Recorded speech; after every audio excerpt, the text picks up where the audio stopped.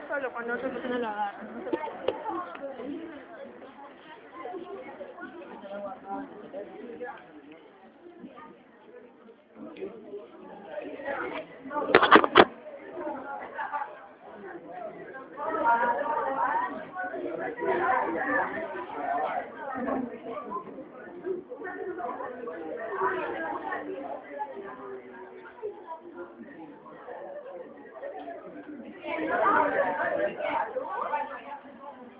Me hace recordar ya. ¿Ya?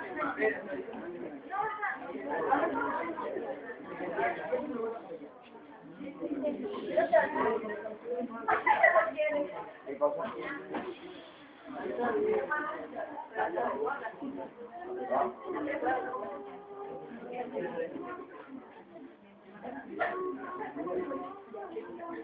¿Ya? Ok.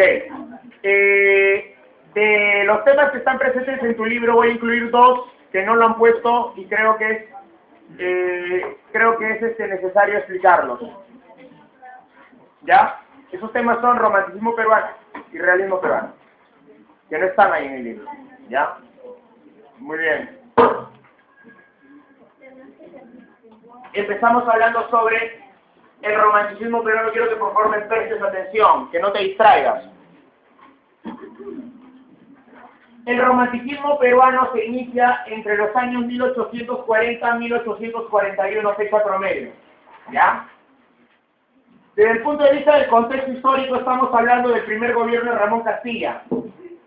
El primer gobierno de Ramón Castilla se va a caracterizar por tener cierta estabilidad política, económica y social.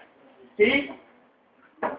Este primer gobierno, Castilla fue elegido democráticamente. ¿Ya? Y una de las medidas que tomó Ramón Castilla fue la venta del guano. Vendió un montón de guano. De las aves, no de él. ¿Ya? Vendió bastante. ¿Sí? Escúchame. No, siempre tengo que explicar cosas. Mira, la venta de guano generó dinero en el Perú, en el país. Usted va a ver cierta bonanza económica. Los historiadores mencionan a este periodo como la prosperidad falaz. Este es el contexto histórico en que aparece el romanticismo peruano. Entonces, el romanticismo peruano aparece en un periodo de estabilidad social, política y económica. ¿Ya? De 1840 se desarrolla hasta la guerra con Chile. La guerra con Chile pone fin al movimiento romántico. ¿Estamos de acuerdo? Entonces, eso es para que tengas en cuenta el aspecto del contexto. ¿Ya? Con respecto al romanticismo, obviamente el romanticismo es subjetivista, ¿sí? Y va a estar influenciado por el romanticismo francés y por el romanticismo español. Pero de los dos, del romanticismo francés y el romanticismo español, destaca la influencia española. ¿Sí? Ahora yo te voy a hacer un comentario, que es lo que mencionan los críticos. En realidad, el romanticismo peruano solamente fue un romanticismo de nombre, porque los escritores románticos aquí en el Perú no tuvieron la fuerza, la pasión y la intensidad de los escritores románticos europeos. ¿Ya? Pero bueno, vamos a tener nuestro romanticismo. Solamente te voy a mencionar a dos escritores, Carlos Augusto Salaverry y Ricardo Palma. ¿Correcto? Muy bien. Carlos Augusto Salaverry es hijo de un personaje histórico. ¿Ya? Es hijo del general Salaverry. ¿Correcto?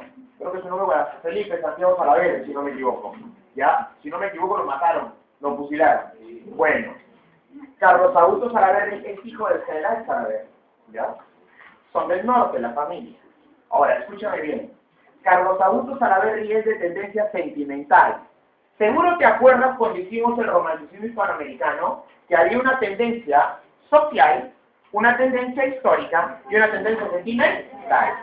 Salaverry pertenece a la tendencia sentimental y por ser un romántico sentimental es el romántico más destacado aquí en el Perú, en el romanticismo peruano. ¿Estamos de acuerdo? estuvo influenciado por Gustavo Adolfo Bécquer, ¿ya? Estuvo influenciado por las famosas rimas de Gustavo Adolfo Bécquer. Y tenía una musa inspiradora cuyo nombre era Ismena Torres. Así se llamaba su musa inspiradora. Se llamaba Ismena Torres. Ahora quiero que me prestes atención.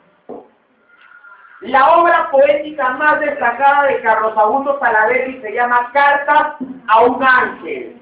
Y en Cartas a un ángel obviamente está presente el tema del amor. Aunque también hay una temática que hace referencia a la muerte. Escúchame, cuando él habla de la muerte en Cartas a un ángel, hace referencia a ese suceso traumático de la muerte de su papá. El poema más importante en Cartas a un ángel es un libro de poesía. El poema más importante de Cartas a un ángel se llama Acuérdate de mí. El yo lírico de Acuérdate de mí, para que entiendas esto del yo lírico. Mira, cuando en una novela o en un cuento alguien habla, cuenta algo, se llama narrador. El que enuncia en un cuento o novela se llama narrador. En un poema el enunciador se llama yo lírico. ¿Estamos de acuerdo? El yo lírico en el poema recuerda a su amada, evoca el amor, pero ¿sabes qué? Estamos hablando de un amor que ya no está a mi lado. Y la estoy recordando con tristeza, con pena, con nostalgia. ¿Ya? Este yo lírico habla sobre la soledad, habla sobre el recuerdo de la amada, está presente la nostalgia, está presente la tristeza amorosa, pero todo esto está simbolizado por el paisaje marítimo. En la obra Acuérdate de mí, por ejemplo, se habla de un ave solitaria. Por ejemplo, se habla de las olas del mar. Por ejemplo, se habla del horizonte lejano, o se habla de una playa desierta. Este paisaje marino se utiliza para evocar a la amada. ¿Estamos de acuerdo?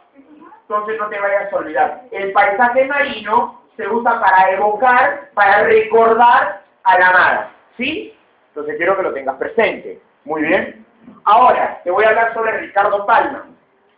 Ricardo Palma es de tendencia histórica, o sea, pertenece al romanticismo histórico, ¿estamos de acuerdo? Ricardo Palma escribió en distintos géneros: poesía, teatro, narrativa, es más, tiene obras de corte histórico, ¿sí? Pero él destaca con sus famosas tradiciones peruanas. Ahora, muchos de repente han leído las tradiciones y piensan que es cuento, pero eso no es cierto. En realidad las tradiciones peruanas, la tradición es una especie propiamente dicha. ¿Ya? Las tradiciones peruanas de Ricardo Palma tienen 4 elementos que se combinan para generar una tradición. Cuento. ¿Sí? Tiene cuento. Crónica histórica. ¿Sí? También tiene de crónica histórica, ¿de acuerdo? También encontramos ahí artículo de costumbre, ¿ya? Y leyenda romántica. Estos son los 4 elementos que fusionados te dan una tradición: cuento, crónica histórica, leyenda romántica y cuadro costumbrista o artículo de costumbre. ¿Estamos de acuerdo? No te vayas a olvidar. Ahora, la tradición tiene partes. La tradición está dividida en 3 partes. La primera parte, presentación de la historia. O sea, antes de contarte todo, te hace una introducción, una presentación de la historia. Segunda parte, digresión histórica, que habla sobre el contexto. ¿De acuerdo? Digresión. Digresión, ¿se conoce el término digresión cuando tú te sales del tema? ¿Ya? ¿Estamos de acuerdo? Entonces, presentación histórica, primera parte, digresión histórica, segunda parte, y la anécdota, tercera parte. ¿Correcto? La anécdota, se cuenta una anécdota. ¿Ya? ¿Sí? ¿Ya? Como por ejemplo En algún suceso, va a hablar de un personaje. Entonces comienza haciendo una presentación, habla de la época y luego entra a hablar sobre la anécdota. Ahora escúchame bien. Dentro de las características de la tradición vamos a encontrar los siguientes elementos. Primero, humor. Las tradiciones peruanas de Ricardo Palma se caracterizan por estar presentadas en un tono humorístico, ¿correcto? Cosas que son graciosas, les entretienes, ¿no? Se generan sonrisas, hay humor, ¿de acuerdo? Otra característica importante, lenguaje coloquial, ¿sí? Este lenguaje coloquial lo encontramos primero en ciertos limeñismos. ¿A qué se denominan limeñismos?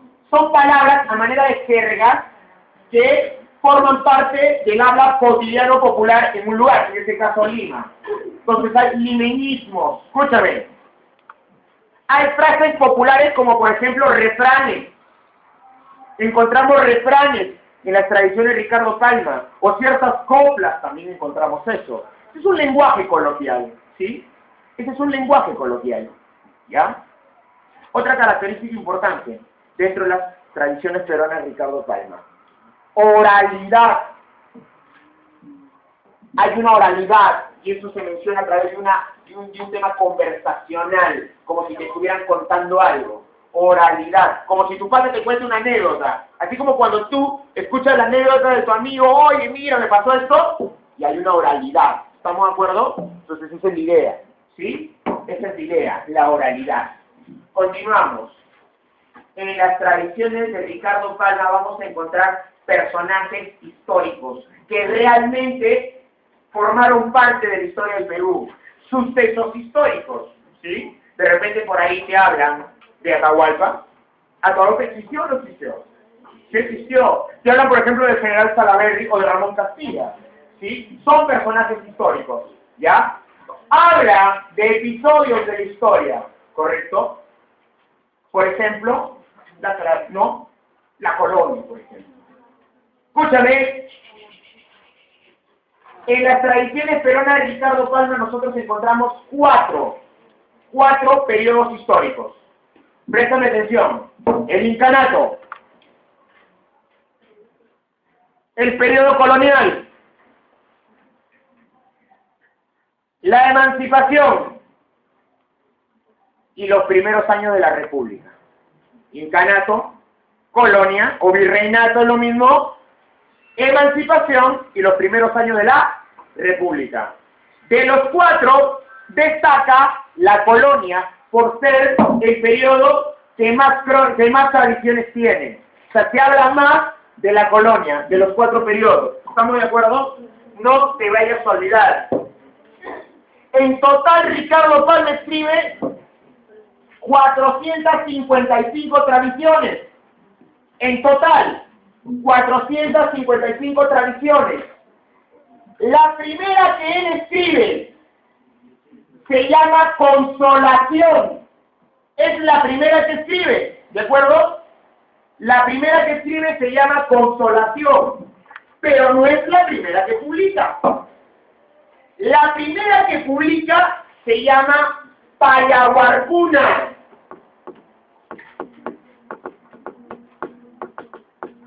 Te repito, Consolación es la primera que él escribe, pero la primera que publica se llama Payaguarcuna, ¿sí?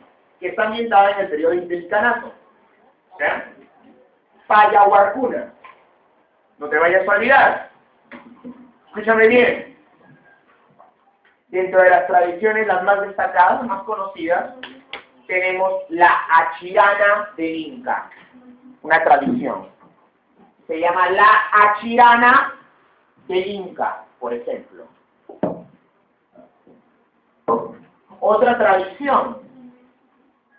Los incas ajedrecistas. Sí, es una tradición. ¿Ya? Haz espacio que yo voy a necesitar las 455. No me sigas. Otra.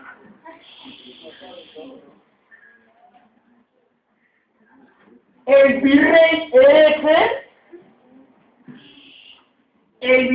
hereje y el campanero bellaco. Bellaco es con B y con doble L. El virrey F y el campanero bellaco. Otra. Escúchame. Al rincón quita calzón. Al rincón quita calzón. Ahí hay un personaje histórico. Francisco Javier de Luna Pizarro. Silencio, silencio. Presten atención. Al pie de la letra. Al pie de la letra. Ahí te cuento sobre un capitán que se llamaba Paiva, que todo lo entendía de manera literal. ¿No? Tú le decías, oye, ¿sabes qué? Anda, mátate. Lo tomaba de manera literal. Escúchame. Don Dimas de las Tijeretas. Silencio. Don Dimas de las Tijeretas.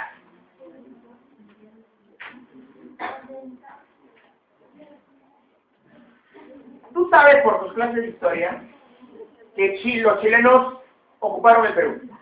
Ocuparon Lima. Cuando los chilenos ocupan Lima, la destrozaron. Incendiaron la casa de Ricardo Palma.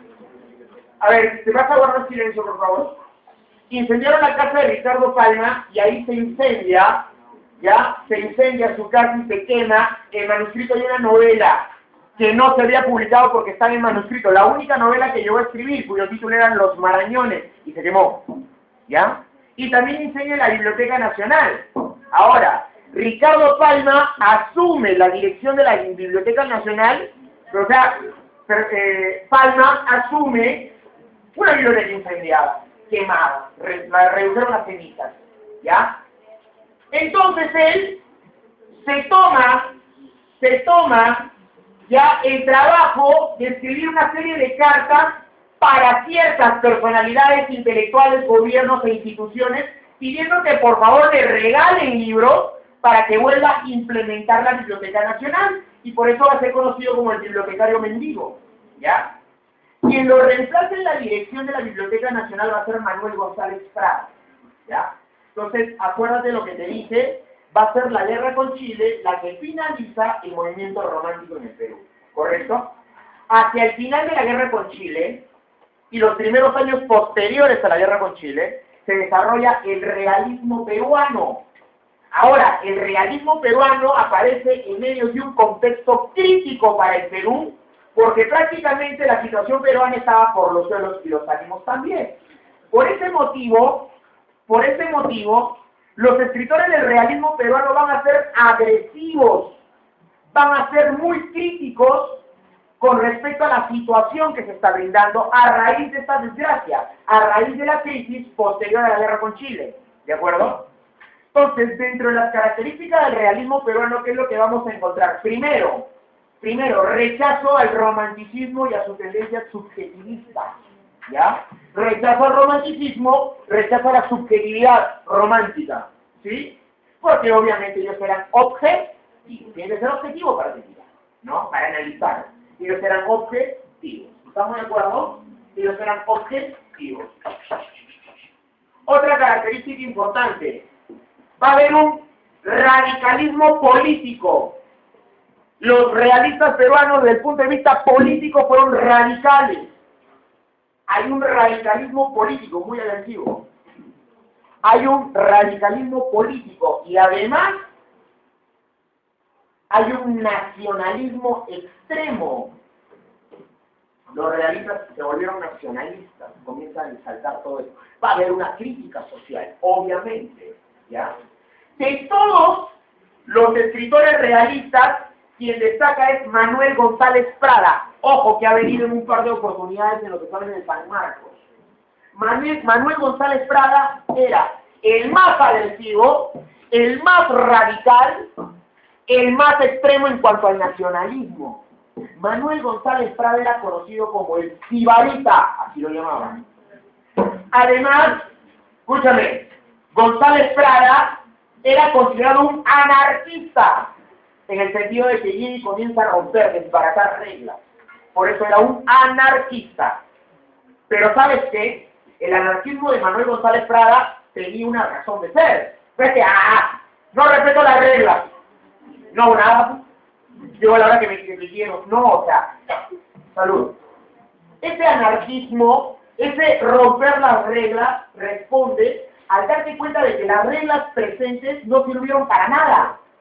Las normas no sirvieron para nada. Entonces, él es anarquista porque todas esas normas, esa regla, esa tradición fue obsoleta. Mira cómo terminamos, destrozados después de la guerra del Pacífico. Por eso es un anarquista y se va en contra de todo. Critica al clero, es anticlerical. Critica al clero, anticlerical. ¿Sí? Critica el academicismo. Critica el academicismo. ¿Ya? Critica el academicismo, o sea, era antiacademicista. El aspecto académico. ¿Sabes cómo se evidencia su crítica al academicismo? En su estilo al escribir. Por ejemplo,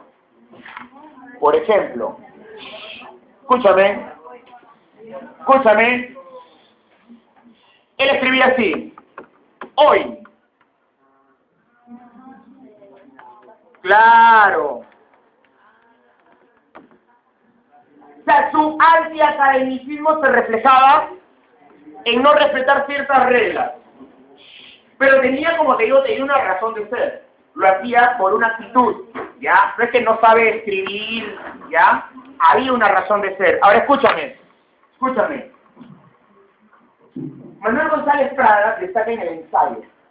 Sus ensayos van a ser agresivos, van a ser beligerantes. Los ensayos de Manuel González Prada se caracterizan por ser incisivos, cáusticos, mordaces. Me refiero a que eran ensayos, como quien dice, ponían el dedo en la llaga, ¿sí? Dentro de sus obras ensayísticas tenemos Páginas Libres, así lo vas a escribir, como lo escribió él, Páginas Libres, ¿ya?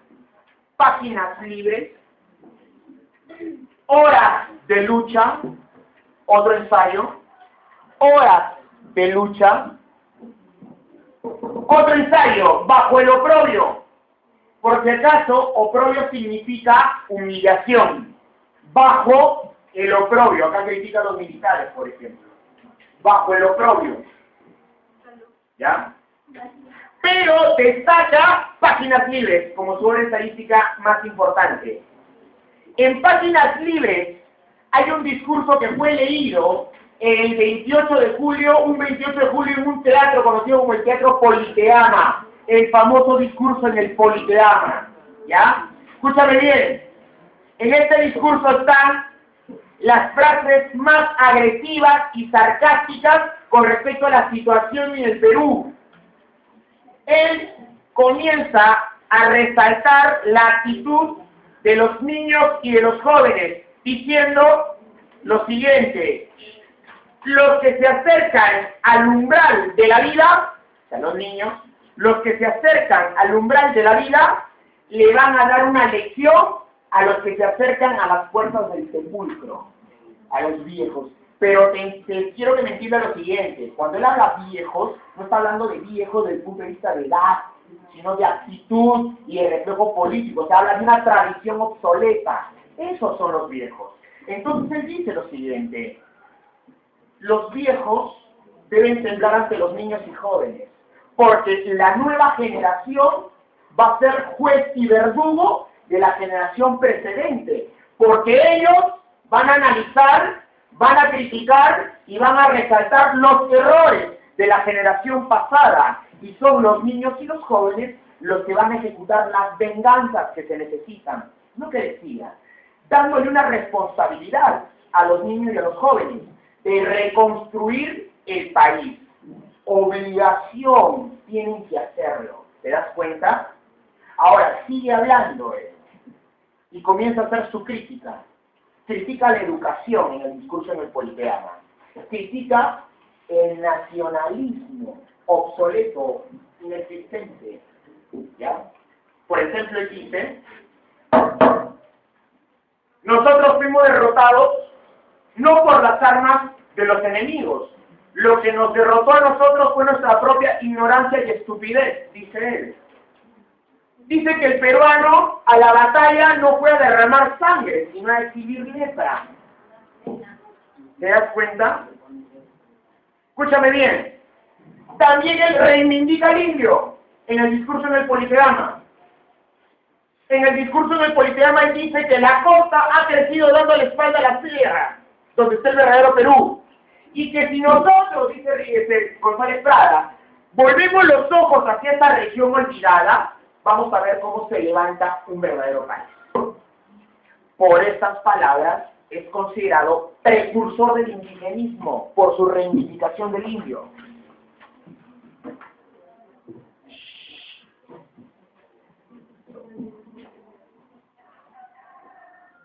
Pero eso es con respecto al ensayo.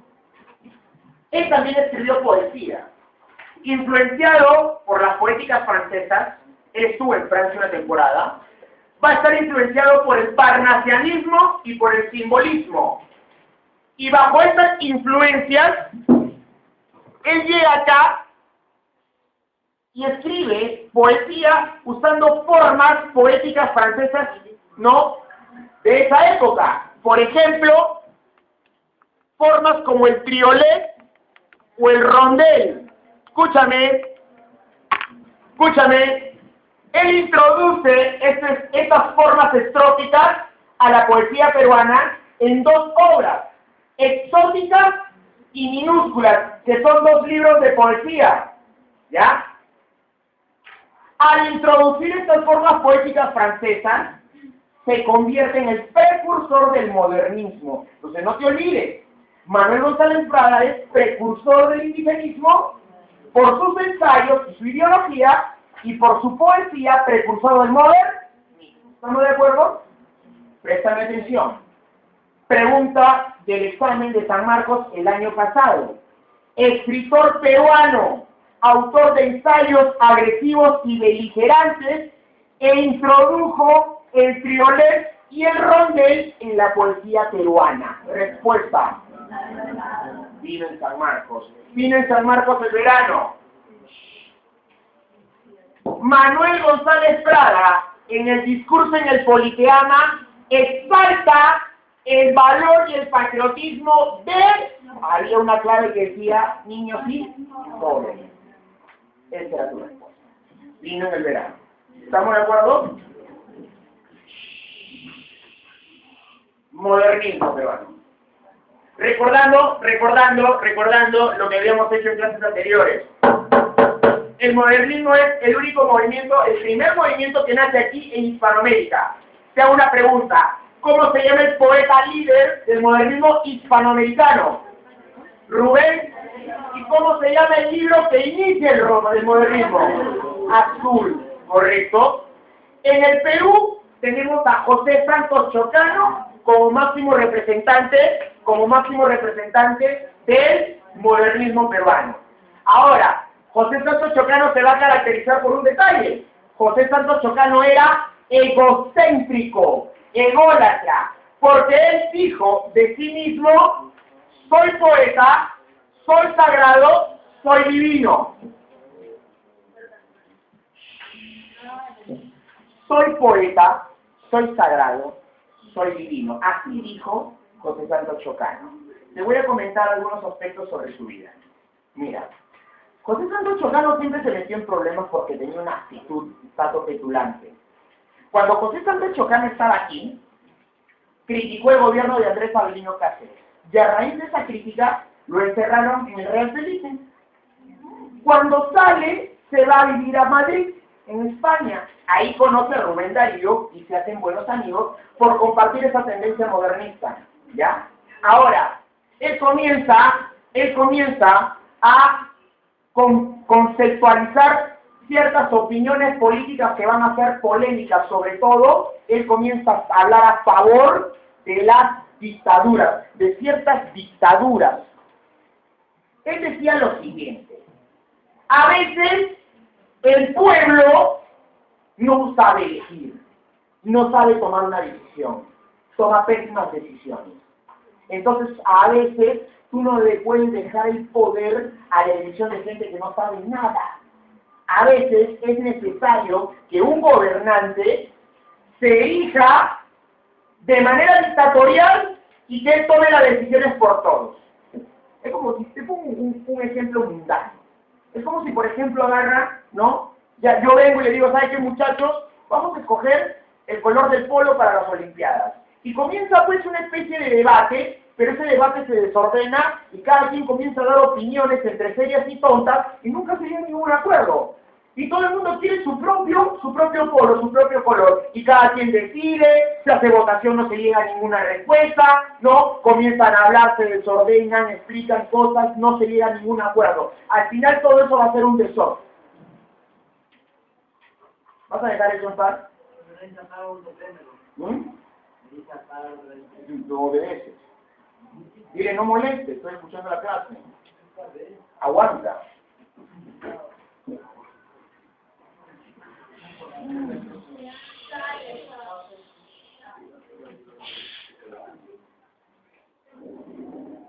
Entonces, a veces es necesario que uno tome la decisión por todos, ¿no? Pues siempre hay cierto idiota que no sabe tomar una decisión, ¿te das cuenta? No, a veces es necesario eso, ¿sí? A veces es necesario eso, ¿te das cuenta? Escúchame, entonces él comienza a hablar a favor de ciertas dictaduras, y en Guatemala él va a ser secretario de Manuel Estrada Cabrera. Si recuerdas explicaciones pasadas, Miguel Ángel Asturias, realista mágico, habla en El Señor Presidente sobre Manuel Estrada Cabrera. Este dictador guatemalteco ya va a tener como secretario a José Santos Chocano.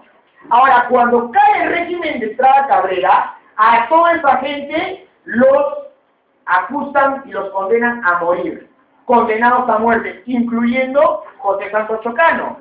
Pero para cuando lo condenan a muerte a Chocano era un poeta reconocido, era una institución. Entonces muchos escritores intelectuales van a pasar firmas para que se le perdone la vida y van a perdonarle la vida a Lecheros. Cuando regresa aquí en noviembre de 1922, el gobierno lo condecora como poeta nacional. Lo nombran en el 1922, poeta nacional. ¿Te das cuenta? Pero él va a tener un conflicto con un periodista que trabajaba para El Comercio. Su nombre era Edwin Elmore. Discutieron, se pelearon y José Santos Chocano lo mató de un balazo. Lo atacó en la puerta del diario El Comercio, le disparó en el abdomen y lo mató en el momento. Y lo metieron preso. Cuando él sale, se va a vivir a Chile, y en Chile un esquizofrénico lo mató a cuchilladas. En un tren, él estaba en un tren, un tranvía. Y el loco, de apellido Bruce, lo acuchilló. ¿Por qué? Porque el loco creía que Chocano tenía el mapa de un tesoro y no se lo quería dar. Y lo mató. ¿Ya? Entonces, esa es la idea. ¿Ya? Ahora, dentro de las características de la poesía de Chocano, encontramos lo siguiente. Primero, nacionalismo. Nacionalismo. Segundo, elocuencia. Su estilo es elocuente. ¿Ya? Nacionalismo, elocuencia, musicalidad. Dicen que los poemas de Chocano se tienen que declamar. Son escritos para que tú los declames en voz alta, ¿no? ¿Te das cuenta? Escúchame bien, por eso la musicalidad. La obra de Chocano que destaca es un libro titulado Alma América. ¿Sí? La obra que destaca es un libro titulado Alma América, ¿correcto? Ahora, Alma América es de tendencia mundo novista, y eso ya te lo expliqué. La tendencia mundo novista exalta, ¿no? Exalta todo lo relacionado a América. Alma América es mundo novista. El poema más importante en Alma América se titula Blasón, con este por si acaso. En Blasón él dice, soy el cantor de América autóctono y salvaje. O sea, él se autoproclama cantor de América. O sea, nadie le dice nada, nadie lo corona, solito. Yo soy el cantor de América, autóctono y salvaje, en este poema. ¿Ya? Él, en Blasón, él exalta el mestizaje, exalta su lado inca, exalta su lado español. O sea, exalta el mestizaje. ¿Estamos de acuerdo? No te vayas a olvidar. Ahora vamos a hablar del postmodernismo. ¿Sí? Escúchame.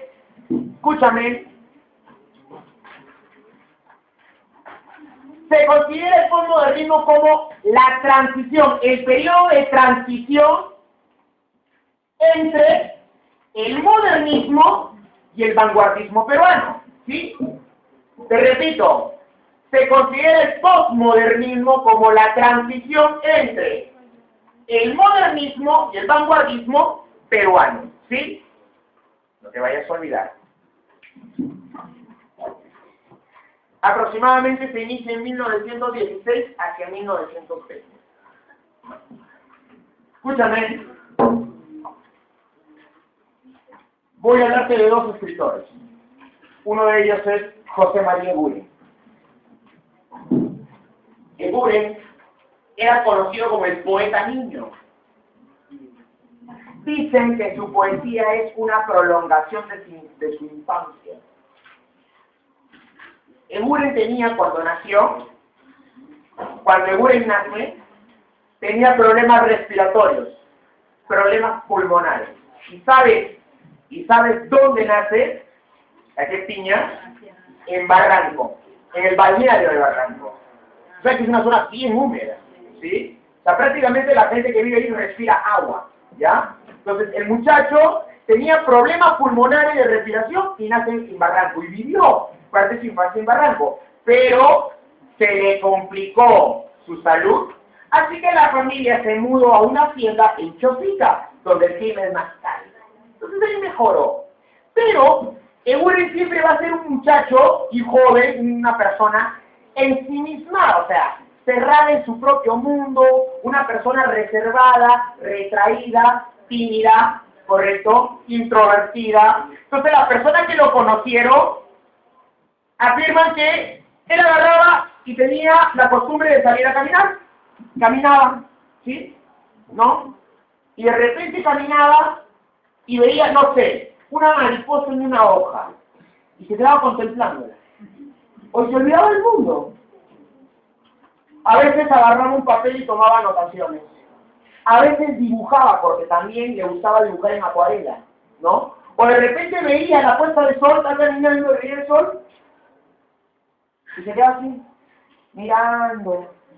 Se aficionó a la fotografía. Es más, él, una cámara fotográfica la adaptó para poder tomar fotos, darle una especie de efecto ovalado, ¿ya? Entonces él tomaba fotos. Veía pues la puesta de sol, veía una fachada de la casa, veía a un viejito en una banca, veía a unos niños jugando. O sea, eso era lo que le gustaba, ¿ya? Así que poco a poco, por su condición, por su característica, va a ir creando un mundo propio, caracterizado por ser fantasioso, pues caracterizado por ser un mundo lleno de ensueños, ¿sí? ¿Te das cuenta? Escúchame bien. Él es de tendencia simbolista, es el único simbolista en el Perú, ¿sí? Y sabes, dentro de su poesía encontramos las siguientes características. Musicalidad, hay musicalidad. Encontramos también cromatismo, ¿sí? Lo que se habla acerca de los colores. Y también encontramos la fantasía y el ensueño, lo que te había mencionado. ¿Correcto? Y la característica más importante de Buren, la sugerencia. ¿Qué quiere decir esto de la sugerencia?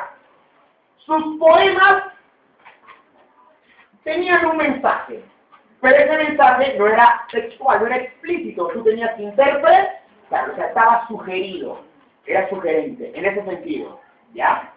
Ahora, como él tenía una temática que hablaba de la fantasía, de los mundos idílicos llenos de ensueño, él evadía la realidad, ¿sí? ¿Correcto? Y por eso lo consideran un poeta puro. Es más, lo consideran el iniciador de la poesía pura en el Perú. Iniciador de la poesía pura en el Perú. Y no solamente es iniciador de la poesía pura del Perú, sino también lo consideran el iniciador de la poesía contemporánea peruana. ¿Ya? Dos obras importantes, simbólicas y la canción de las figuras. Simbólicas es su obra inicial.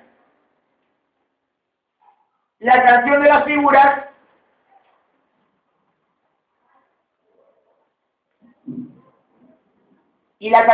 figuras es su mejor obra. ¿Ya? ¿Estamos de acuerdo? Oye, vino una pregunta. No me acuerdo si vino en San Marcos o vino en un ETI o en una EVA, pero vino la pregunta. ¿Cómo se llama el libro de poesía que inicia la poesía pura en el Perú? Simbólica. ¿Ya? No me acuerdo dónde vino la pregunta, pero vino la pregunta. ¿Ya? Entonces no te olvides de eso. ¿Ya? Escúchame.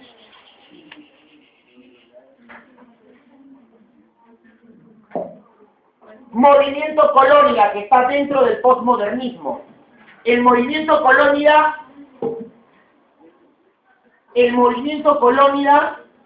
fue un movimiento que se opuso al arrielismo peruano.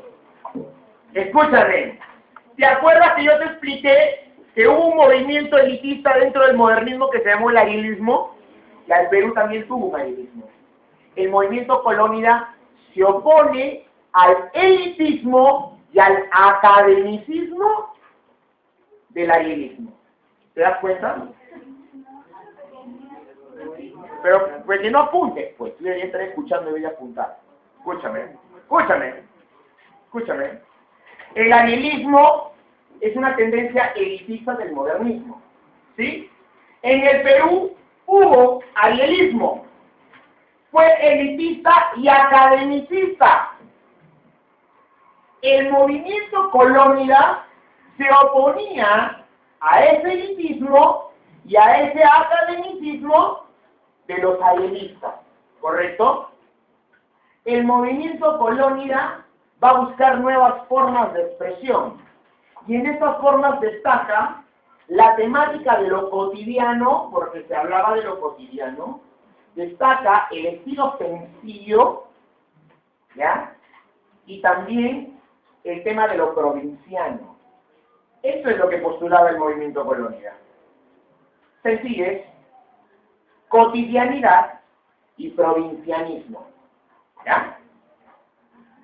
El movimiento Colónida tenía una revista que se llamaba la revista Colónida. El movimiento Colónida y la revista Colónida fueron liderados y dirigidos por Abraham Valdelomar, ¿correcto? Ahora, Abraham Valdelomar permitió la participación de escritores jóvenes poco conocidos en esa época. Muchos eran provincianos. Por ejemplo, César Vallejo, joven aún, recién llegado acá a Lima, escribió sus primeros poemas y los publicó en la revista Colónida. José Carlos Mariátegui Chibolo publicó en Colónida sus ensayos. Por ejemplo, Buren también publicó en Colónida. Entonces, varios escritores jóvenes, poco conocidos, comenzaron a escribir en Colónida, ¿ya? Ahora hablando un poco sobre Abraham Valdelomar. Abraham Valdelomar también era provinciano. Él es de un lugar llamado La Caleta de San Andrés de los Pescadores. Y toda su infancia la pasó en la Caleta de San Andrés de los Pescadores, ¿ya? Pero él viene acá a Lima a estudiar. Y luego, él estudia en San Marcos, o para ser más precisos, se inscribe en la Universidad San Marcos porque nunca asistía a las clases. No era una persona disciplinada en el aspecto académico, pero sí era un autodidacta. Escúchame. Cuando Valdelomar era joven, para poder ganarse el sustento, escribía artículos en ciertos diarios donde le pagaban un sencillo que con las justas le alcanzaba para poder subsistir. Pero él va a apoyar a un candidato presidencial conocido como Guillermo Billinghurst, que tenía un apodo tan grande. Claro, cuando Guillermo Billinghurst asume la presidencia, la situación de Valdelomar cambia porque Guillermo Billinghurst lo nombra director del diario El Peruano, que es el diario oficial. Y por sus contactos políticos, Valdelomar va a poder viajar a Europa como diplomático, sobre todo va a estar en Francia, en Italia. Ahora, a Valdelomar se le conocía por un sobrenombre, el Conde de Lemos, pero cuando él va a Europa, va a estar influenciado por la moda europea y va a comenzar a vestirse bajo la moda europea. Y a partir de ahí, él se va a mostrar como una persona muy excéntrica. Oye, lo veías lleno de joyas, usaba monóculo, o sea, esos lentes que tiene una luna con su cabeza. Usaba un traje de 3 piezas, sacos, su chalequito, su pantalón, cadena, reloj con cadena, esos que lo sacas, lo guardas, bastón con mango plateado, sombrero de copa, como el Juice Slash, ¿ya? Entonces el tipo se decía así. En Europa normal, porque era la moda, ¿ya? Y se volvió un tipo excéntrico, arrogante. Pero cuando llega acá, la gente no se vestía así cuando lo veía, le llamaba la atención, y a él le gustaba llamar la atención. Algunos lo consideraban inclusive hasta guachapo, pero él andaba así, y llamaba la atención, y era muy arrogante. Oye, él comienza a escribir nuevamente periodismo, escribía crónicas de artículos periodísticos, pero ¿sabes qué? Comienza a desarrollar un estilo sarcástico, un estilo hiriente, un estilo totalmente irónico, en donde él agarraba y atacaba a ciertas personalidades. Pero el tipo tenía talento, era ingenioso, tenía mucho ingenio e imaginación, pero sobre todo para el insulto. Era ingenioso para insultar. ¿Ya? Escúchame bien. A raíz de esta actitud, él va a generarse enemigos. ¿Ya? Él va a generarse enemigos, pero también gente que lo va a admirar. ¿Sí?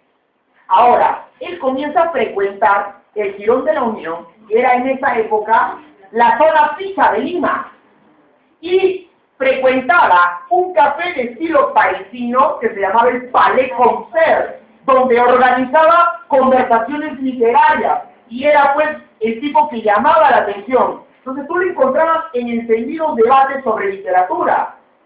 Él era muy apasionado, se subía a la mesa, discutían, hablaban, o si no escribía, y leía lo que escribía a todos. Y la gente lo alababa, lo admiraba, porque el tipo tenía talento, era antipático, era arrogante, pero tenía talento. Ahora, es conocida la historia del encuentro con César Vallejo, donde le dice, ahora puedes ir a tu pueblo y decirle que has conocido al gran Abraham Valdelomar. Así le dijo a Vallejo cuando se conocieron. Y él decía, el Perú es Lima, Lima es el Jirón de la Unión, el Jirón de la Unión es el Palais Concert. Palais Concert soy yo soy el Perú. Arrogante. Pero era su personalidad, era su actitud, pero sus cuentos y sus poesías eran totalmente distintos. Él era arrogante, pero sus cuentos y sus poemas eran totalmente tiernos, dulces, entrañables y nostálgicos. ¿Por qué? Porque en sus cuentos él recuerda su infancia en la caleta San Andrés de los Pescadores. Son los cuentos y los poemas que tienen la temática de la provincia.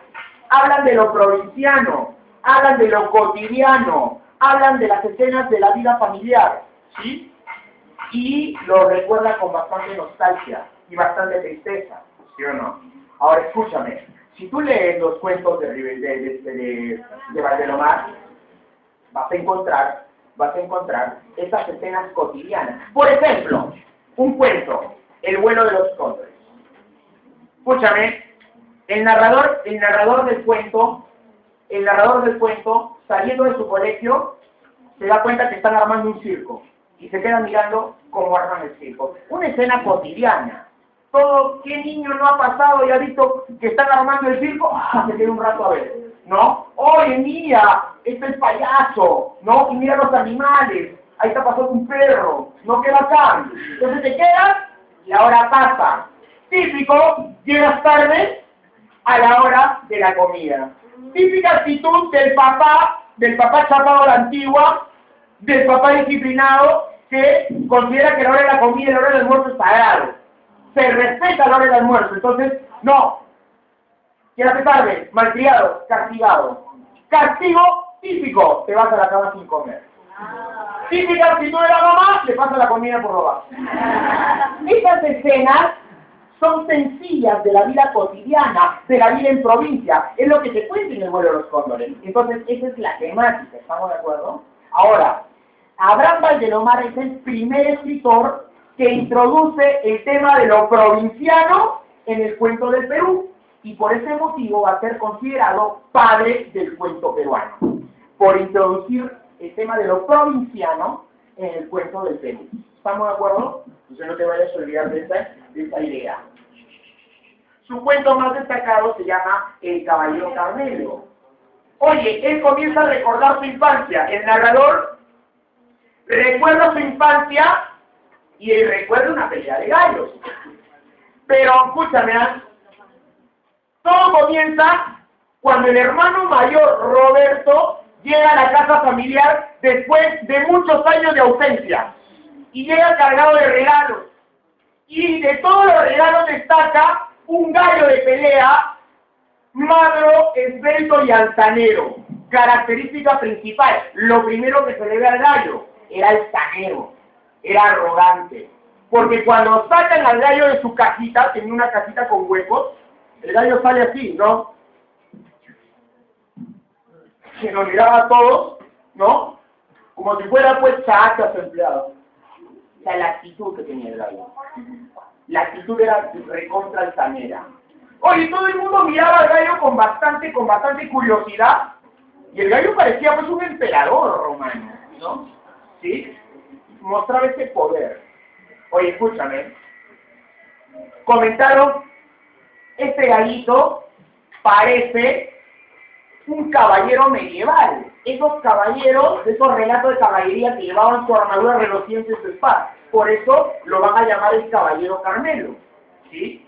Y como era gallo de pelea, hacer honor a su nombre. Y lo van a usar para pelear.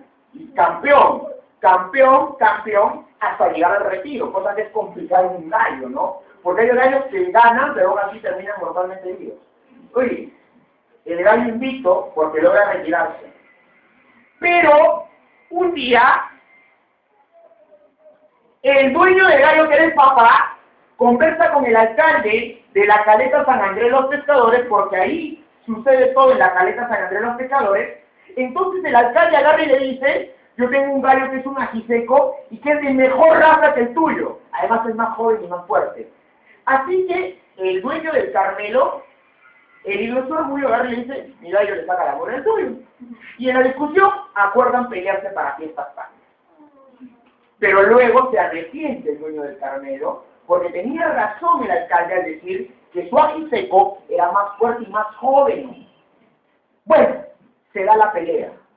Y la pelea se caracteriza por un relato épico. Oye, se comienza a relatar en donde prácticamente estamos viendo a dos grandes héroes que se están enfrentando a duelo, ¿no? Esto ya nos recuerda a esas leyendas épicas tipo un enfrentamiento entre un Paris y un Aquiles, una cosa así. Así comienzan a plantear dos guerreros altaneros para juzgar a ver quién de los dos gana. Escúchame bien.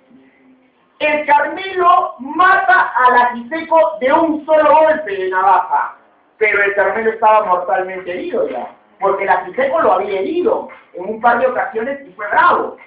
Ya después de eso, si bien es cierto, el Carmelo gana, ya estaba desahuciado. y lo tenían en su casita, arrinconado ahí al pie de la ventana. Pero un día, el Carmelo se para y comienza a observar el crepúsculo. Y quiero que te acuerdes del crepúsculo. El crepúsculo es el atardecer, ¿ya? Quiero que te acuerdes del crepúsculo, del ocaso, ¿ya? Porque el ocaso, el crepúsculo es la imagen más recurrente en la poesía y en la narrativa de Valdelomar. El caballero Carmelo se para y comienza a observar el crepúsculo y canta fuerte y muere. Pero la actitud que él tiene, el caballero Carmelo muere como había llegado al mundo, arrogante y altanero. Muere inflando su pecho y mirando directamente al horizonte, o sea, sin bajar, como quien dice el pico. Oye, San Marcos tomó el fragmento final del cuento y lo puso. ¿A qué cuento pertenece este fragmento? Oye, si te acuerdas es porque tienes bastante tiempo preparando. Yo creo que eso fue en 2010. Ahí lo pone, 2011, no me acuerdo. ¿Te das cuenta? No te vayas a olvidar. No te vayas a olvidar. Escúchame. Vanguardismo. Aquí vamos a hablar de César Vallejo.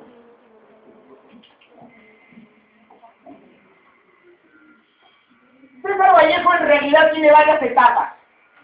¿Ya? El vanguardismo es su segunda etapa. Él tiene 3 en total. Te voy a explicar cada etapa, libro destacado en etapa y las características de este libro. Pero mi libro quiero mencionarte lo siguiente. César Vallejo consolida la poesía contemporánea peruana. Si Eguren la inicia, César Vallejo la consolida. ¿Estamos de acuerdo? Su primera etapa se conoce como la etapa modernista. ¿Ya? Y el libro que destaca es Los Heraldos Negros, que es un libro de poesía. Por si acaso, los primeros poemas de Los Heraldos Negros fueron publicados en la revista Colonia, pero luego él acumula todo y lo publica en Lima. Él publica en Lima Los Heraldos Negros y ese libro va a gozar de la aceptación de la crítica. ¿Ya? Escúchame. El libro goza de la aceptación de la crítica, el libro goza de la aceptación, ¿no?, de los escritores, ¿correcto? Ahora, dentro de los temas de Los Heraldos Negros nosotros encontramos el dolor metafísico, tema recurrente. Por si acaso,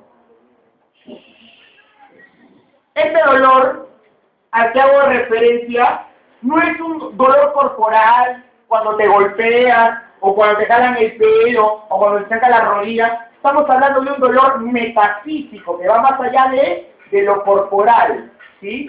Y en todas sus obras poéticas va a estar presente este dolor. Por ejemplo, cuando habla, ¿no?, hay golpes en la vida tan fuertes. Oye, esos golpes en la vida no son golpes literales, ¿no?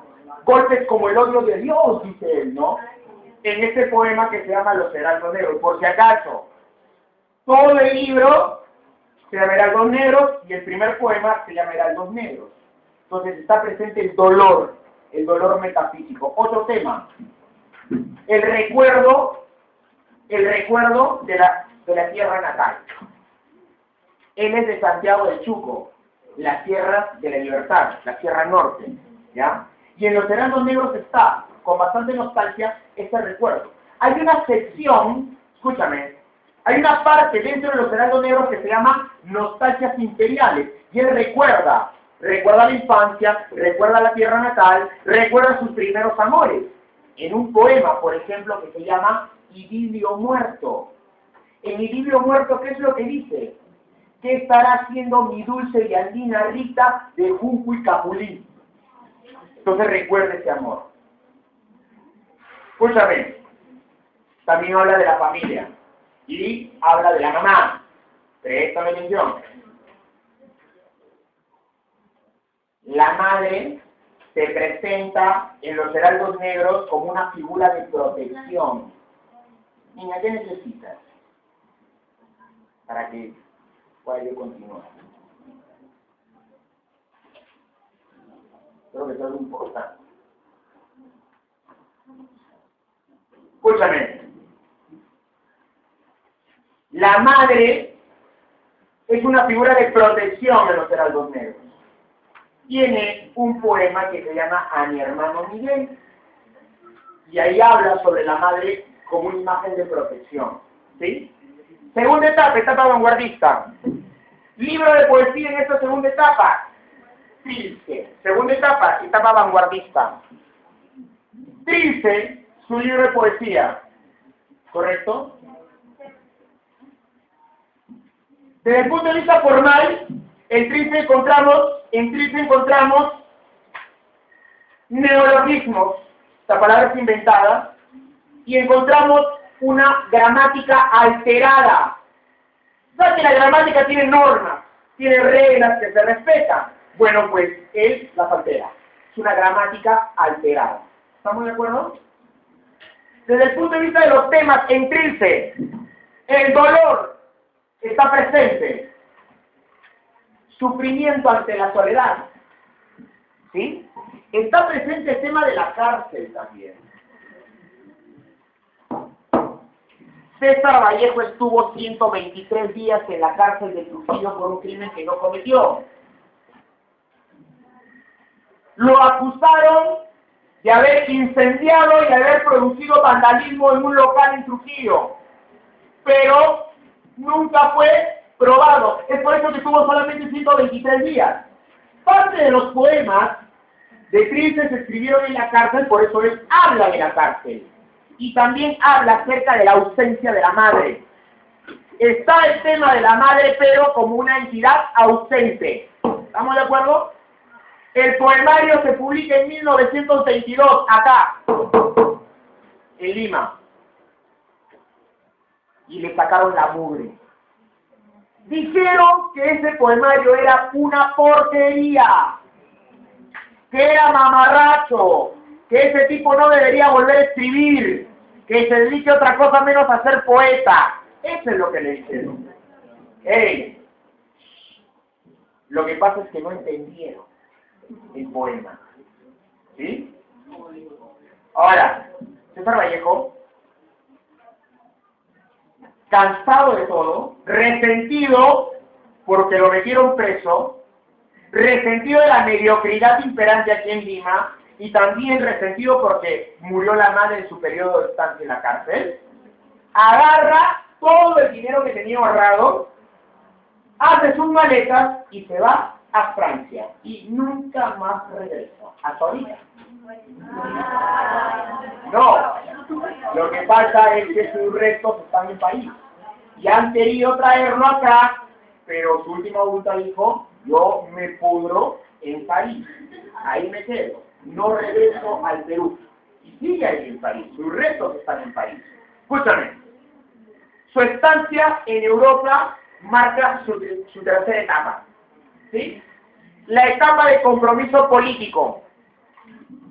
Esa es su tercera etapa. La etapa de compromiso político. ¿Correcto?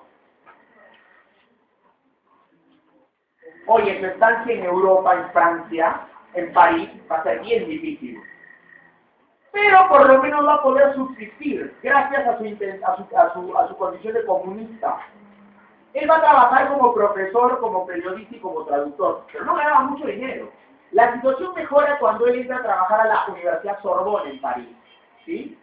Ahí conoce a Georgette Silford, que era su alumna y era aspirante a ser poeta. O sea, Georgette quería ser poeta y sentía una admiración por César Vallejo, termina enamorándose y ambos se van a casar.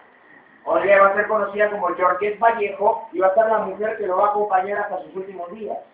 Ahora, escúchame bien, César Vallejo escribe cualquier cantidad de obras poéticas, pero no las llega a publicar en vida. La etapa del compromiso social, que es su tercera etapa, tiene dos libros, Poemas Humanos y España aparta de mí el Cádiz, siendo Poemas Humanos el más destacado, porque en Poemas Humanos está el tema del dolor. Pero ¿sabes qué? Por lo menos en Poemas Humanos se habla de la solidaridad universal ante el sufrimiento. O sea, hay un dolor, pero la solución ante ese dolor va a ser la solidaridad universal. Por ese motivo, Vallejo va a ser considerado a partir de esta obra poeta universal. ¿Ya? Escúchame, César Vallejo, no te distraigas, César Vallejo no es cualquier buen poeta peruano, es un poeta reconocido mundialmente. ¿Sí?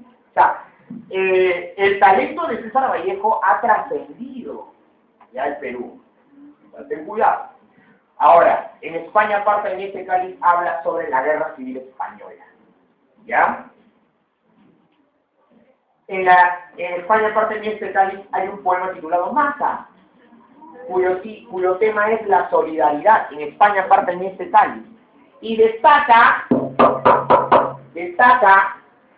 en Poemas Humanos destaca Piedra Negra sobre Piedra Blanca, que es el poema donde él supuestamente predice su muerte, ¿no? Donde dice, moriré en país con aguacero. Escúchame. Piedra Negra sobre Piedra Blanca. El título él lo toma de una tradición funeraria en Santiago de Chuco. Dice que había esta tradición, cuando un familiar o amigo fallecía, ponían una piedra negra sobre una piedra blanca. Era una tradición. Nunca le llega a poner título a Poemas Humanos. George organiza los poemas y le pone como título Poemas Humanos. ¿Ya? Y como última voluntad pidió que nunca más lo trajeran al Perú. Se quedó allá. Se quedó en París. Se quedó en la ciudad que lo trató mejor, en el país donde mejor lo trató. Escúchame bien. Ahora vamos a hablar sobre el indigenismo.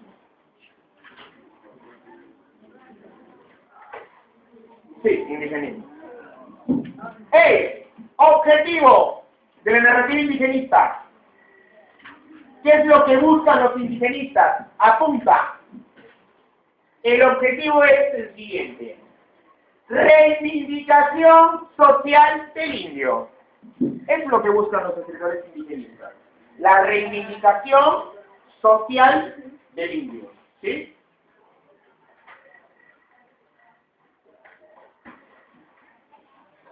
Pero para llegar a este indigenismo hay todo un proceso evolutivo, donde va a haber otras tendencias. Quiero que me escuches con atención, por favor, para que no te confundas. Antes de que exista un indigenismo propiamente dicho, hubo una tendencia conocida como el indianismo. Entiende, no escribas, entiende. El indianismo no es indigenismo, ¿sí? Los escritores indianistas hablaban del indio, pero solamente lo usaban como un mero personaje, mas nunca se preocuparon por la reivindicación social del indio. Además, los escritores indianistas no conocían la cultura indígena, solamente hablaban del indio. La característica más destacada de este indianismo es el paternalismo. Los indianistas eran paternalistas. ¿Sí? ¿Qué significa eso? Los indianistas hablaban del indio como si fuera un ser indefenso. El indio no puede educarse por sí mismo. Necesita a alguien superior. El indio no puede comer por sí mismo. Necesita a alguien superior. El indio no puede conseguir trabajo por sí mismo. Necesita a alguien superior. Es como un niño. Un niño se vale de su papá para poder sobrevivir, para comer, para educarse. Un niño no lo puede hacer solo, necesita al papá. Hay una tendencia paternalista. En este caso, el indio necesita al hombre blanco. Si no fuera por el hombre blanco, el indio está perdido. Esa es la idea paternalista, ¿te das cuenta? Un ejemplo de la literatura paternalista en el indianismo, Ave sin nido, de Clorinda Mato de Turner.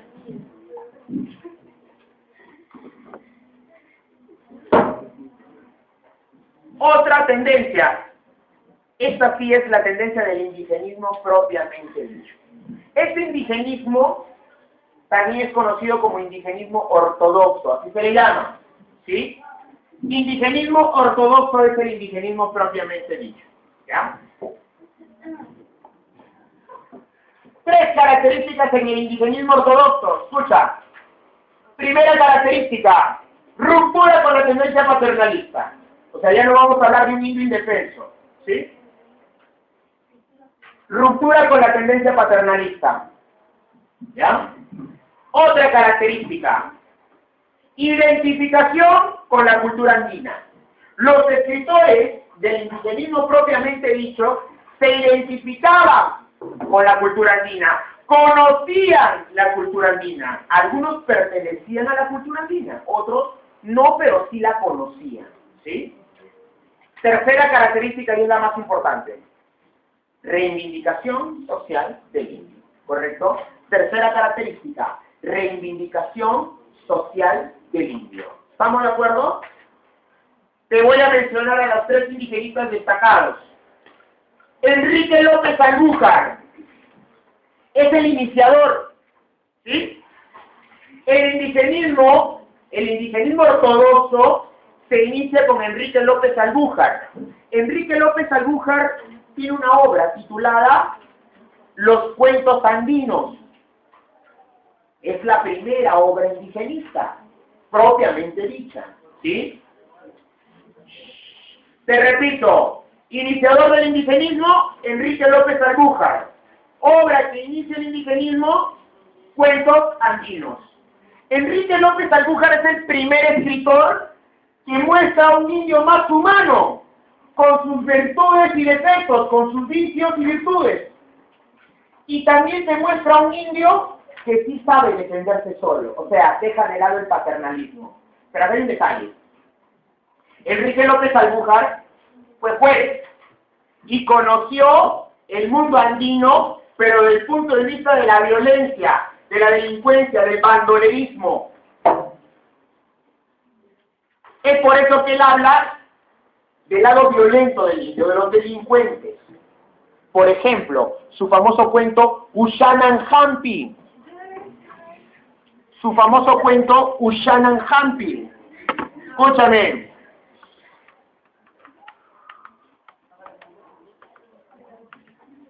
Ushananhampi tiene como protagonista a Kunsemaye.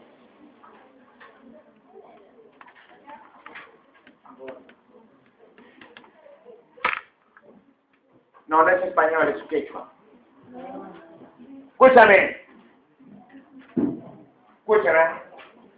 A Kunsemaye lo acusan de haber robado por tercera vez y le aplican un castigo conocido como el Chitarishun. ¿Qué significa Chitarishun? Destierro. Lo botan y le dicen, Kunsemaye, si tú regresas, Ushananhampi. ¿Qué significa esto? Que cualquiera de los habitantes que te dé tiene la obligación de matar. No regreses. ¿Sí? Pero él regresa por su madre. Deja a su mamá sola. Él regresa. Y como la gente sospechaba que iba a regresar por su mamá, tenía en la casa de la madre vigilada y lo van a no cercar. Y lo van a perseguir hasta la catedral de la iglesia, hasta la iglesia del pueblo, ¿no? En donde él se va a esconder con su escopeta detrás del campanario. Y paraban disparando, pero no le podían dar. Y eran varios, ¿ah? Y le tenían miedo a Kunsemaye. Kunsemaye tenía un rifle con 50 balas. ¿Ya? Había disparado 3 balas y había matado a 3 hombres. ¿Te das cuenta? Por eso decían, donde pone el ojo, una puntería para acá, pero al final lo despedazan con sus propias manos. Comienzan a despedazarlo con manos y cuchillos y lo comienzan a arrastrar y lo pasan por un bosque de cactus. Y en el cactus iba quedando lonjas de carne. ¿Ahí cómo están enjamonados? Por eso te digo que está presente el tema de la violencia. Ciro Alegría, otro representante. Ciro Alegría habla sobre los indios del norte, de la Sierra Norte. Tiene 3 obras importantes.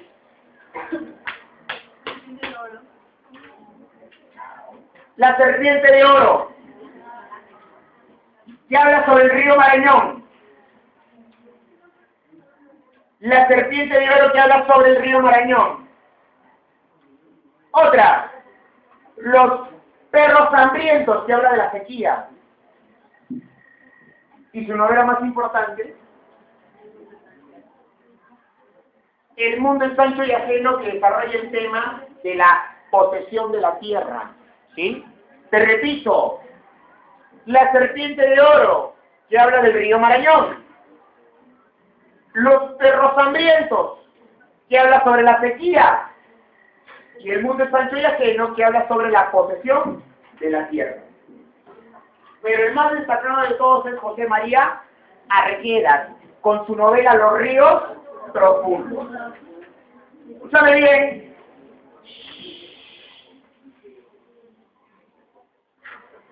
Vamos a encontrar, en Arguedas vamos a encontrar elementos autobiográficos. ¿Sí? Es una característica de su obra, de su narrativa, los elementos autobiográficos. ¿Ya? Arguedas es el que mejor ha sabido identificarse con el mundo andino. En Los ríos profundos te cuenta la historia del niño Ernesto, y aquí hay elementos autobiográficos. ¿Sabes por qué? Porque el niño Ernesto tiene un papá que es abogado y viaja por toda la Sierra Sur en todos estos litigios legales que tiene que ir su papá. Y como el papá ya no puede llevar al hijo, lo deja internado en un colegio, en una banca, en un colegio internado, que era muy estricto. Escúchame.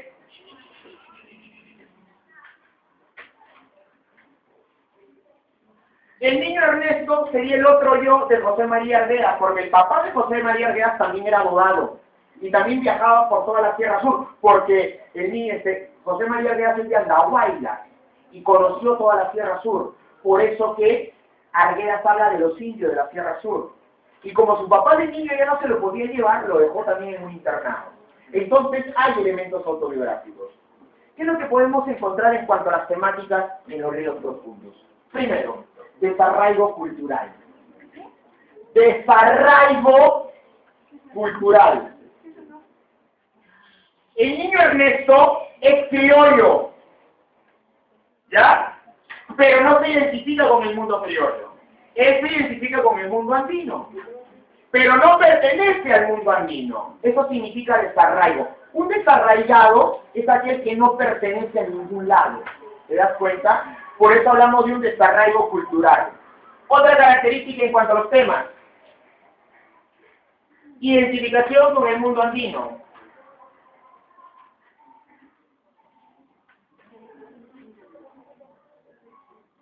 La novela también habla sobre la educación severa y rigurosa, porque así se hace referencia al internado, ¿ya? Hay una educación severa, ¿ya? Encontramos también en Los ríos profundos el racismo. Hay racismo.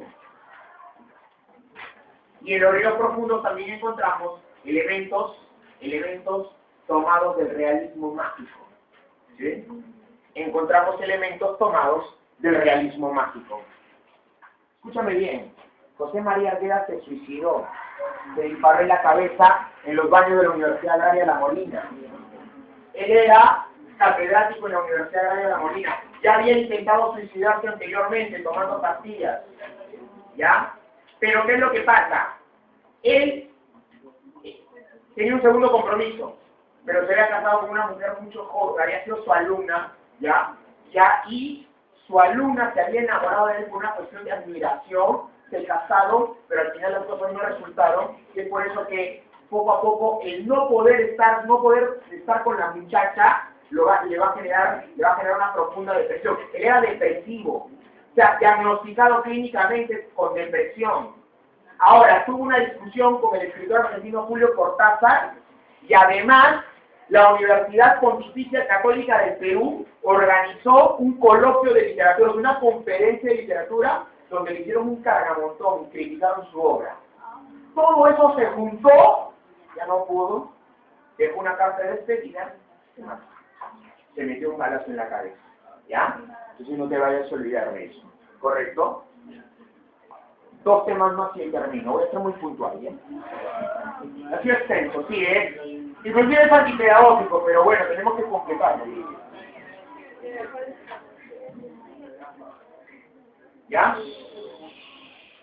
Vamos a resistir un poquito más, ¿ya? Vamos a resistir, ¿ya? Sí se puede, sí se puede.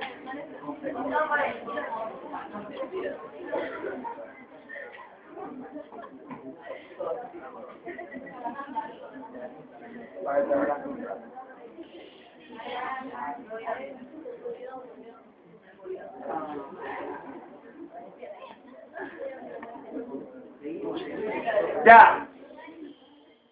Generación, escúchame.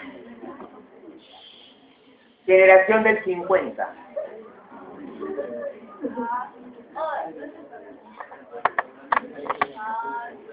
Contexto. La dictadura de Hungría. ¿Sí? Contexto, la dictadura de Hungría. Ahora, presta atención acá. En el 50, en Lima, sobre todo en Lima, comienzan a llegar los migrantes provincianos. Y esto hace que la ciudad crezca hacia sus márgenes. En una situación por ocupar espacio, la ciudad de Lima va a crecer y todo va a crecer hacia sus márgenes. Aparecen los conos. Aparecen los conos, ¿de acuerdo? ¿Sí? Como todo está creciendo hacia sus márgenes, todos esos barrios marginales, ¿ya?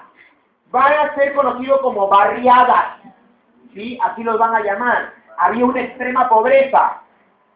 Hacía falta los servicios básicos, no había, ¿no? Carencia de agua, no había desagüe, entonces, ¿no? Así era la caracterización de la barriada, ¿sí? Aunque ahora ya no se le llama barriada, porque el término de barriadas es despectivo. Ahora se les llama urbanizaciones en vías de desarrollo. No, barriadas. Pero en el 50 comienzan a aparecer las barriadas y la literatura, sobre todo la narrativa, en Lima sobre todo, va a hablar sobre ese momento. Entonces en el 50 aparece la narrativa urbana, ¿sí? Escúchame bien, la narrativa urbana se centra en la ciudad, pero la narrativa urbana privilegia como escenario las barriadas. Y el personaje principal de la narrativa urbana es el migrante provinciano en la capital que busca sobrevivir. Aquí aparece el escritor Enrique Congrains Martín, que es el iniciador de la narrativa urbana en el 50. Escúchame. Congrains, después, cuando termina la clase comienzas a buscar tu folder, ¿ya? Congrains inicia la narrativa urbana con un libro de cuentos titulado Lima, Hora Cero. Pero Congrains es el iniciador. El máximo representante de la narrativa del 50 es Julio Ramón Ribeiro. Ahora, Julio Ramón Ribeiro se caracteriza por escribir cuentos, destaca como cuentista. Es el mejor cuentista peruano, escúchame. Es el mejor cuentista peruano, ¿sí? Ahora, Julio Ramón Ribeiro comienza a configurar personajes marginales y frustrados, fracasados. Esa era la característica de los personajes en los cuentos de Ribeiro, ¿sí? Desde el punto de vista temático, habla sobre fracasados, perdedores y marginales. Desde el punto de vista formal, los cuentos de Ribeiro son lineales, o sea, no usa técnicas narrativas, ¿sí? Ahora quiero que me escuchen. Todos los cuentos de Julio Ramón Ribeiro están agrupados bajo el título de La palabra del mudo. Y acá destaca un cuento titulado Los gallinazos, ¿sí? Que habla sobre la pobreza extrema de dos niños, dos hermanos, Efraín y Enrique, que trabajan para alimentar a un chancho. Pascual, que es propiedad de su abuelo, Don Santos.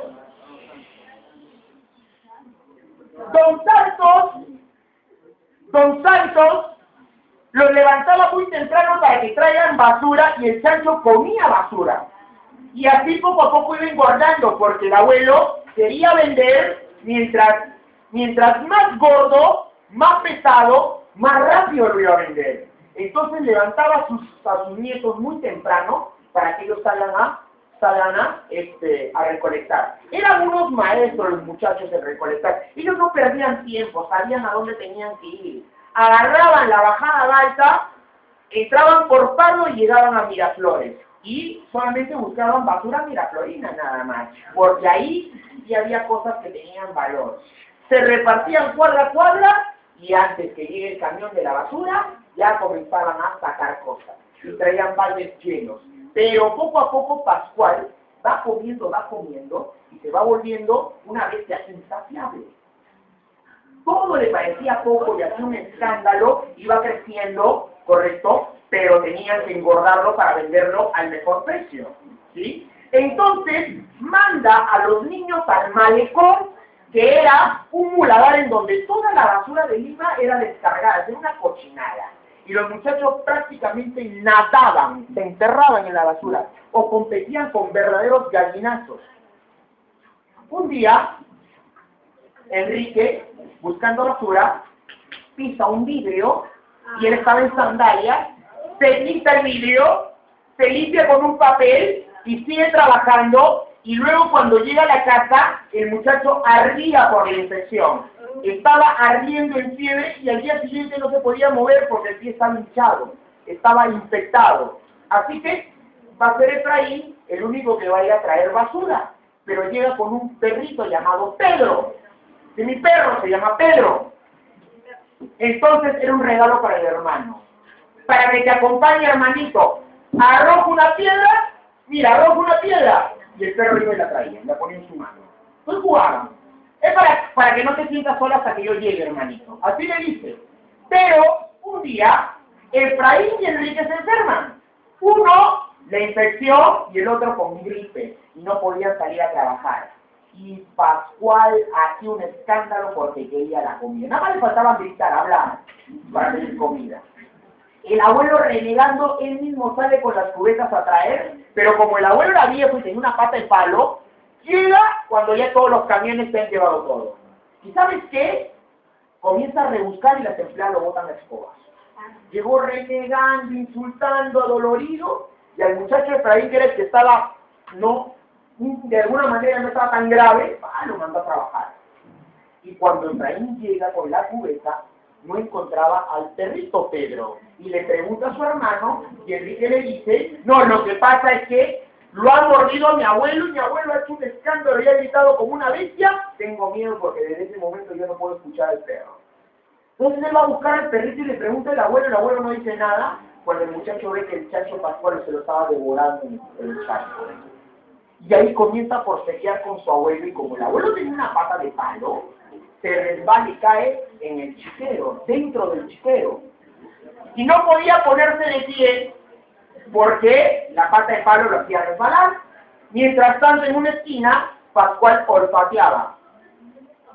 Y Efraín va y le pasa la voz a su hermano y dice, vámonos, ¿qué ha pasado? Mi abuelo se ha caído al chiquero, dentro del chiquero. ¿Está bien? No lo sé. Vámonos. ¿A dónde nos vamos a ir? A donde sea. A cualquier lado, le dice. Y carga a su hermano y se van. Ribeiro termina el cuento magistralmente. Ribeiro dice, la ciudad comienza a abrir sus fauces y al fondo se escucha una batalla que recién comienza. Este tipo de final se conoce como final abierto. Un final abierto es algo donde tú no sabes lo que va a pasar, ¿sí? En 1994 gana un premio, el premio Juan Rulfo, y meses después muere de cáncer al pulmón. ¡Ey! Con esto termino. Generación de 60. ¡Ey! Escúchame. Ya, vamos, silencio. Generación del 60. El representante de la generación del 60 es nuestro laureado Premio Nobel de Literatura, Mario Vargas Llosa, conocido como el arquitecto de la novela. Mario Vargas Llosa gana el Nobel en el 2010, por si acaso. Escúchame. Mario Vargas Llosa era llamado el arquitecto de la literatura de la novela por la búsqueda siempre de la perfección formal. Él se preocupó por su perfección formal y además por el uso de técnicas narrativas, técnicas que te he mencionado. Por ejemplo, monólogo interior. Por ejemplo, flashback. Por ejemplo, relatos paralelos. En un capítulo hablo de una persona, otro capítulo de otra persona, de la ciudad de los perros, te vas a dar cuenta, relatos paralelos. ¿Sí? Las cajas chinas, es una historia dentro de otra historia. Te repito, monólogos interiores, ¿sí? Flashback, ¿ya? Relatos paralelos, cajas chinas. Oye, otra característica que encontramos en la narrativa de Mario Vargas Llosa es el autobiografismo. Claro, él en algunas novelas cuenta elementos que pertenecen a sus propias experiencias, ¿no? Y lo mezcla con la irrealidad, ¿sí? Otra característica... No, acá dice sí. Ya, como dice su compañera, está preocupada. Sí, hijita, también hay un componente erótico en la novela. Pero más importante que el erotismo, discúlpame que te diga, ya está la crítica al autoritarismo. Sus obras se caracterizan por hacer crítica al autoritarismo. Es una característica, ¿no? Y, como dice su compañera, también está el lado erótico, ¿sí o no? Él se consagra con la novela La ciudad de los perros. Ambientada en el Colegio Militar de Oncio, se inicia con el examen del robo de química. Oye, quienes sortean para que ver quién roban son 4 muchachos que formaban parte del círculo. Escúchame, Tarek Jaguar, el líder. Silencio, silencio. Jaguar, Rulos, el Boa. Le decían el Boa porque era el que tenía el miembro viril más grande. Hacían competencia. No te miento. Lee la novela. Iban a hablar y competían. Y, ¡ay, el Boa! ¿No? ¿Sí? Y Cava, el serrano. Su apellido era Cava, el cadete Cava, pero le decían el serrano. Te repito, Jaguar, Boa, Rulos, Cava. Oye, quien sale sortudo es el serrano. O sea, el serrano roba en el examen de química, pero en el robo rompe un vidrio y se corta. Entonces comienzan a sospechar. ¿Correcto? Es así como comienza la novela. ¿Ya? Escúchame bien. Dentro de los personajes, aparte de lo que te he mencionado, tenemos a, escúchame, Alberto Fernández, conocido como el poeta. Le decían el poeta porque Alberto Fernández escribía novelitas eróticas, pornográficas para ser exacto, y los vendía a sus amigos por cigarrillos. Y también escribía cartas para las enamoradas de los cadetes. Oye, decía, mi enamorada es bonita, me ha escrito una carta, porque como me ha visto con un uniforme de cadete, le gustó, y ha escrito una carta, escríbele. Entonces el poeta decía, oye, pero tienes que darme la carta, ¿ya? Para que yo escriba, saber qué voy a responder. Y escribía, le pagaban con su sencillo, le daban su cigarro. Tenemos a Ricardo Arana, apodado El Esclavo. Muchacho de debilidad de carácter, todo el mundo abusaba de él, sobre todo el Jaguar. ¿Sí? Lo molestaba, lo fastidiaba, ¿correcto?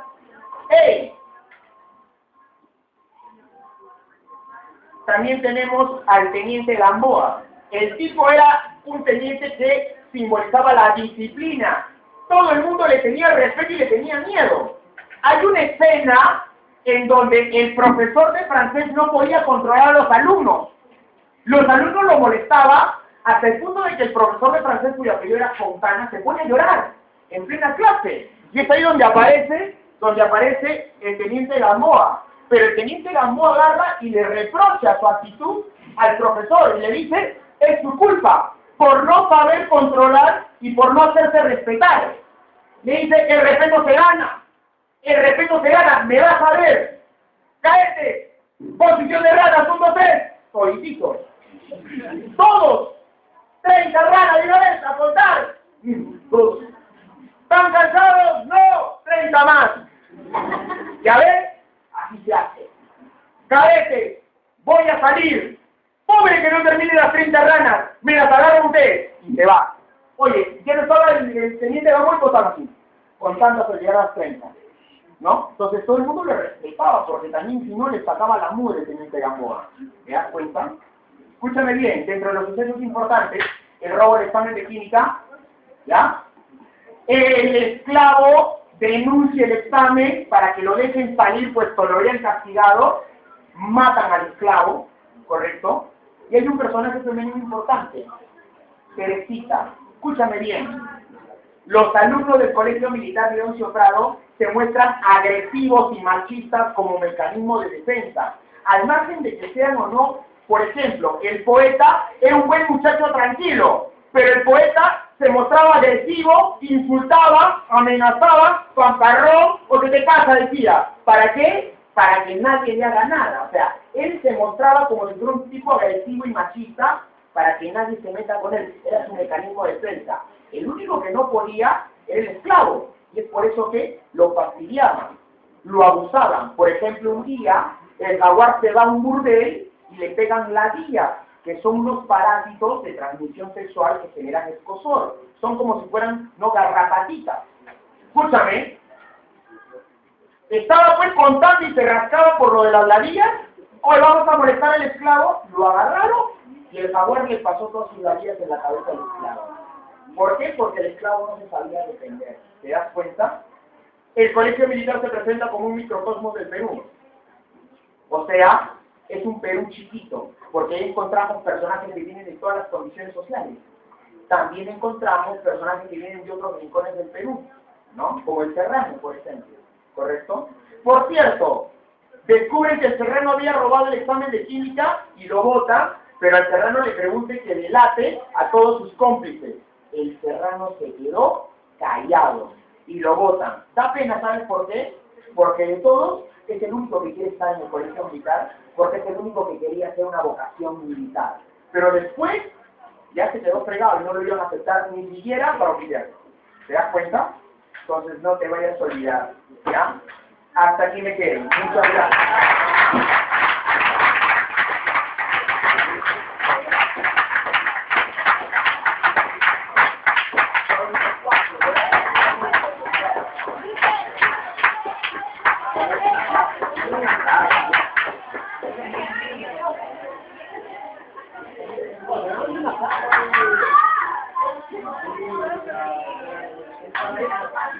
Gracias.